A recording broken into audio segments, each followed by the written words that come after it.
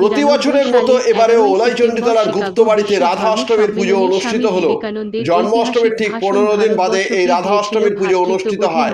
পুজোর পরে এলাকাবাসীদের মধ্যে ভোগ বিতরণ করা হয়, রাধার কাছে প্রার্থনা করা হয় সকল ভারতবাসীকে সুখ স্বাচ্ছন্দ্যে ভরিয়ে দিতে। চেতলা পার্কে স্বামীজির মূর্তির পাদদেশে এক যুব সমাবেশের আয়োজন করা হয়। চেতলা পার্কের স্বামীজির মূর্তির পাদদেশ থেকে শোভাযাত্রার শুভ সূচনা করেন Ramakrishna Mission Institute of Culture গোলপার্কের স্বামী ইষ্টব্রতানন্দজি মহারাজ। পরে তিনি সংবাদ মাধ্যমকে বলেন, হিন্দু ধর্ম সকল ধর্মের জননী, হিন্দু ধর্ম সকল ধর্মকে স্বীকার করে। এই ধর্ম সমাবেশে দক্ষিণেশ্বর রামকৃষ্ণ সংঘ আদ্যাপীঠের সম্পাদক ব্রহ্মচারী মুরালভাই এবং বেলুর মঠ রামকৃষ্ণ মঠ ও মিশনের স্বামী নিষ্ঠানন্দজি মহারাজ বক্তব্য পেশ করেন। কলকাতা থেকে বেবি চক্রবর্তীর রিপোর্ট।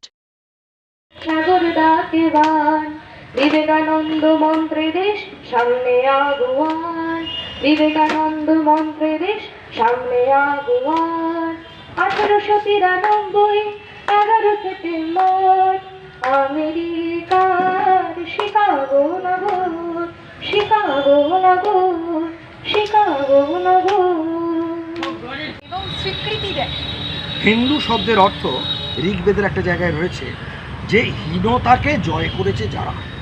হীনতা মানে কি? আমি অন্যর সঙ্গে সুপিরিয়র, আমি হীন, আমি অন্যর সঙ্গে পারি না। এইটা আমরা কখনো না। আমরা হীনতাকে জয় করেছি বলে আমরা সমস্ত ধর্মকে সত্য বলে বিশ্বাস করি। আর সত্য বলে বিশ্বাস করি বলেই হিন্দু ধর্ম অদ্বৈত বেদান্তের সাধনা করেছে, যেটা সমস্ত ধর্ম যে ধর্মমত এসছে সেই অদ্বৈত বেদান্তের মধ্য থেকেই সমস্ত অন্যান্য যে সমস্ত প্রবর্তিত রিলিজিয়ান, সেমেটিক রিলিজিয়ানগুলো এসছে সেগুলো হিন্দু ধর্মেরই ওই অদ্বৈত বেদান্তের বিভিন্ন জায়গারই শাখা পোশাখা হিসেবে ব্যবহৃত হয়েছে। সেই জন্য সমস্ত ধর্মের প্রসূতি হিসেবে স্বামীজি হিন্দু ধর্মকে বলেছেন। কেন বলেছেন না? আমরা যেভাবে হিন্দু ধর্মটাকে বিশ্বাস করি, যেভাবে আমরা হিন্দু ধর্মকে নিতে পারি, আমাদের সবাই সবাইকে হিন্দু এই ধর্মের মধ্যে স্বাধীনতা দেওয়া আছে। তাই জন্য আমরা যেভাবে ইচ্ছে ভগবানকে উপলব্ধি করতে পারি, কিন্তু অন্যরা পারে না।